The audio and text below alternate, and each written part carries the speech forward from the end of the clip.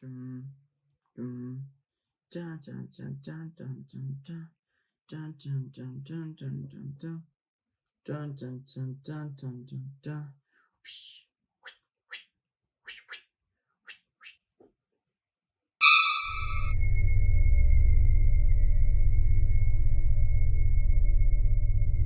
What's up, everybody? So today is the day. It has finally come. I'm going to be giving you guys my review for Halloween Ends, the definitive ending of the Michael Myers, Laurie Strode saga. Before I get into the movie, I just want to say I apologize for the lack of content the last couple of days or a week or so. My work schedule has just been crazy hectic. I don't know if you guys can tell. I was gonna say I look tired, but I think I always look tired. Just been super exhausted. I haven't had any time. I've gone out and watched these movies, but I haven't had time to sit, record, or edit, or anything. So I'm doing that right now. But yeah, I just want to apologize for that. Don't go anywhere. Stay tuned. I'm around. I promise. Content will be coming back as soon as I can get my work schedule figured out.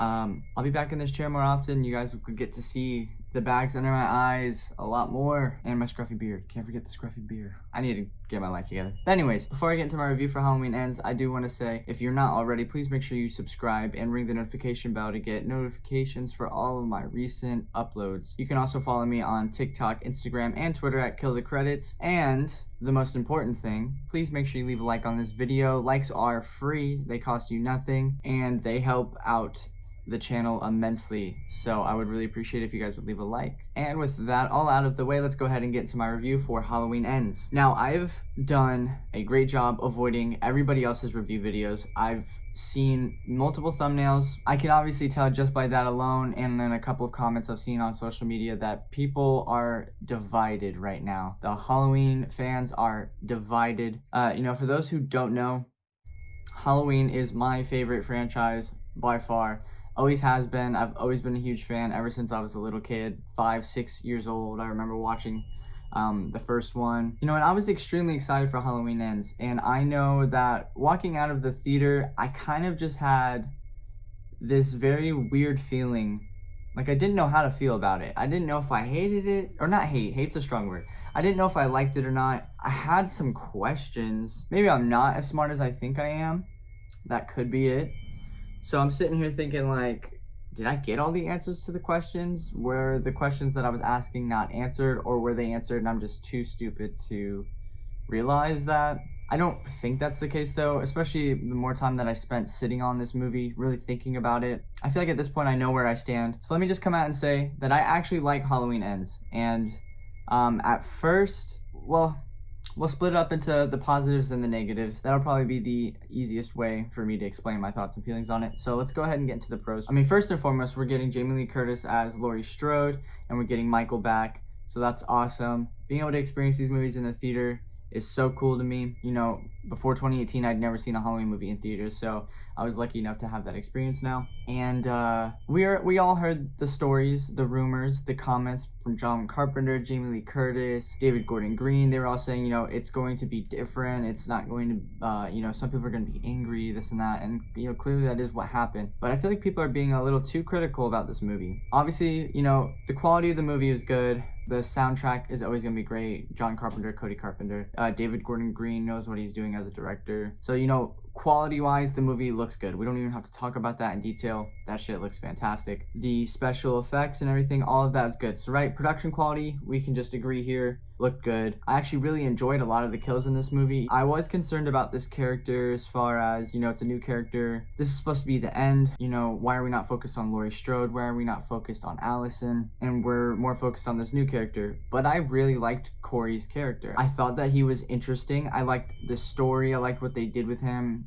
Just kind of that, outcast, misfit character. I always gravitate towards those type of people because I personally felt like, a misfit in my own right a lot of my life. And I'm sure a lot of horror fans probably feel that way, or just a lot of people in general probably have that sort of feeling. I think that the way that they showcased this character, even, before the thing with the babysitter moment and the kid and him accidentally killing him, before that, they give you a good idea of the way other people view Corey's character. And then we get to see how people treat him and view him afterwards. And you can clearly see, the impact that has had on him, the way it's kind of changed him, even his pathway what he was going to do with his life. He was talking about going to be an engineer, and then he ended up just being a mechanic. And then on top of that, we get to see this dynamic between him and Allison and how they kind of gravitate towards each other. Or they connect with, you know, the things that they've experienced, they've gone through, and the way that the other people treat and view them. And they kind of gravitate towards each other. That makes sense. I liked that they kind of doubled down on this paranormal aspect of Michael. Didn't really explain it too much, and I'll get more into that in kind of like the negatives for me. But I like that they didn't just kind of show that in Halloween Kills and then try to recant that sort of idea and try to make him more grounded. They kind of added to it, explained it a little bit more. I love the way that it ended. It is paralyzing in a way. You're kind of just like, holy shit, it almost just kind of, I feel like that is what had me kind of walking out of the theater like, how am I supposed to feel? Because we love Michael, and, you know, obviously what happens to him happens. So you're kind of just sitting there, and it's kind of like a bittersweet feeling, like, I like the movie, but damn, like, that's my serial killer, man. You can't just, but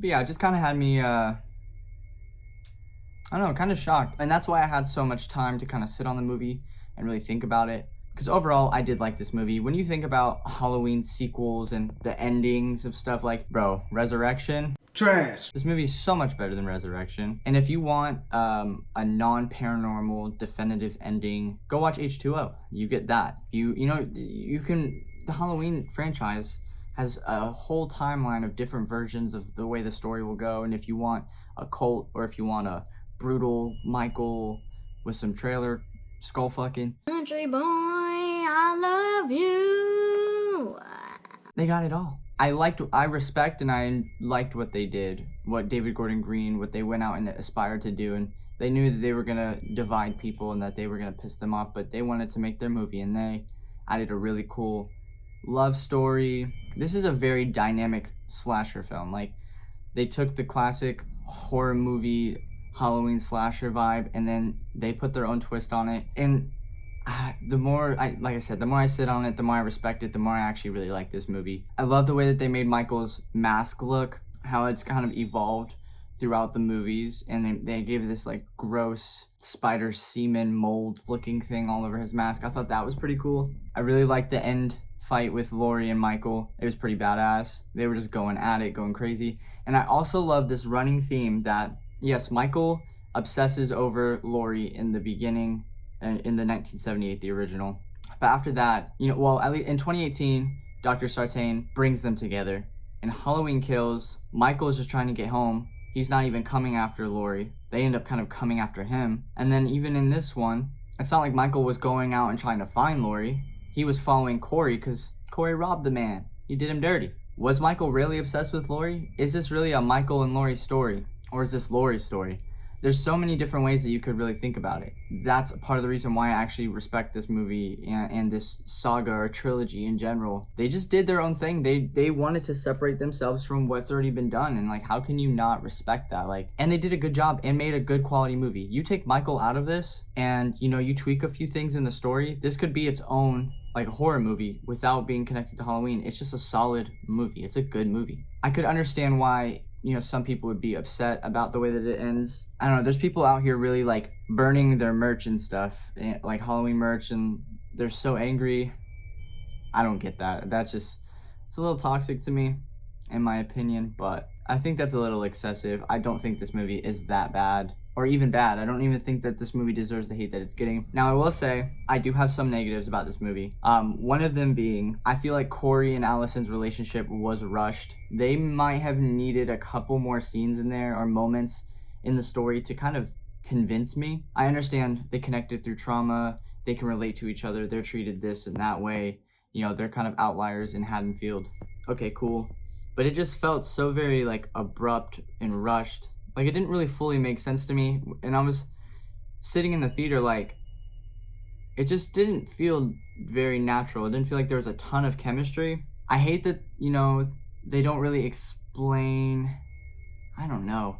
It's like they do explain it, but they don't. And if this is the definitive ending, do you really need to leave me with ambiguous answers? Can you just give me the answer? And I guess, again, this could go back to maybe I'm just not fully connecting the dots, but Did Michael corrupt Corey with his evil? Like, is that what happened? I think that's what I've come to the conclusion of, but like coming out of the theater, that I wasn't like, oh, okay, so he corrupted him with his evil. Like, I wasn't really sure. And again, that could be me. So I'm not gonna really take away from this movie because of that. You know, I think people were really expecting Laurie and Michael to go at it more, but they, you know, really they didn't really meet up till the end of the movie. I'm sure some people are probably going to be mad about, or Corey wrestled Michael down. That kind of didn't sit well with me at first, but Michael got destroyed at the end of Kills, and there's something paranormal about him, but he's not fully paranormal. The more that he kills, the further he transcends. They showed that when Corey brings a character to Michael. Michael kills him. You can see his posture come up. He stops holding his ribs like he's in pain, like he's getting stronger. And then, but he's not to where he needed to be, right? So Corey's able to wrestle him down. Michael's also old. Was he 76? Guys, that's where we're at in the story. Accept it for what it is. It makes sense. It would make less sense for that man to be almost in his 70s, I think, and not be struggling, especially all the abuse that he took, unless they just went full paranormal. But they didn't. They mixed it up a little bit. I think that's cool. They showed just how like corrupt and messed up Corey ended up being in the end. I think it's dope that Michael came back, wanted his mask, happened to be at Laurie's house, and then they ended up doing what they were gonna do. They didn't cop out on anything. I felt like they really just stuck to their guns, kept to the kind of concepts that they wanted to follow through in this trilogy, stood by what they said they were gonna do. You know, David Gordon Green came out and said if he was just gonna make 3 of the same type of Halloween movies, he wouldn't have done all 3 of them, but he wanted to put his own twist on each one, and I think he did that. And I think that that is cool. Now, and everyone can have a difference of an opinion, but I really don't think that people should be in a pitchfork mob, so to speak. It's really not a bad movie. Objectively and subjectively, it's not a bad movie. I think over time, it's going to end up settling, and more people are just going to, you know, appreciate it for what it is. It was a way different movie than what people were expecting, but I think over time, like I said, this is going to gain a lot of more notoriety and respect, and people are going to appreciate this for what it is. If they would have just ended it the way that H2O ended, that sort of style with nothing different, then it wouldn't have stood out. We would have just had kind of a repeat. But yet again, now we have a 5th timeline or 4th timeline where we're going to get something different. I feel like overall, if you want people to appreciate horror movies and Halloween as a franchise and you want to bring people in, there has to be some variety. There has to be something for everybody. And I think that a lot of people do love this, it's going to grow on them over time. I think everyone just needs to let the dust settle and kind of relax a little bit and just appreciate it for what it is. We're still getting Halloween movies 50 years later. I think that's awesome. So I don't know about you guys, but I've kind of just sat and decided that I had a lot of fun with this. I don't think that there is a lot of bad to say about Halloween Ends, and I'm excited about what comes next. Obviously, you know, Jamie Lee Curtis, we're not going to see her as Laurie Strode again. We probably won't see any of these characters. They're probably going to reboot it, you know, obviously because Michael is, but that's okay. Like, what's next? Let's tap into some Jamie Lloyd stories. Let's get some new characters. Like, I don't even care. We don't have to follow Laurie Strode. I'm excited to see it. If I had to give Halloween Ends a rating, I would probably give it an 8 out of 10. I definitely don't think it was better than Terrifier 2. I think I just like Terrifier 2 a little bit more. And I gave Terrifier 2 a 9 out of 10. So I'm going to go ahead and give Halloween Ends a 8 out of 10. You know, I just want to thank all this group of people, talented people that came together and brought us something different, something to appreciate, something to have fun with, and something to enjoy for another Halloween season. You know, we've all been dealing with a lot with the pandemic and governmental issues and just everything. Life is just in a really weird place. It just is nice to get stuff like this and be alive to experience stuff like this. Kind of take our minds off those sort of things, and also just give us something to appreciate, something we can spend time with our friends and family and go see, and just enjoy the Halloween season, guys. Just having more gratitude. I have more gratitude and just be happy for the things that we have. And so yeah, just big thank you to all those people. And that's gonna wrap up my review for Halloween Ends. If you guys liked what I had to say, please make sure you comment down below and let me know. If you've already seen the movie, go ahead and comment what your thoughts were, what you think they could have changed, what you enjoyed, what you want to see next for the Halloween franchise. And also, like I said in the beginning of the video, guys, a like is free. It costs you guys nothing, but it helps me a ton, helps the channel a ton. So if you could, please leave a like on the video. With all that out of the way, I'm gonna bid you guys a farewell and a goodbye, and I will see you in the next video. Peace.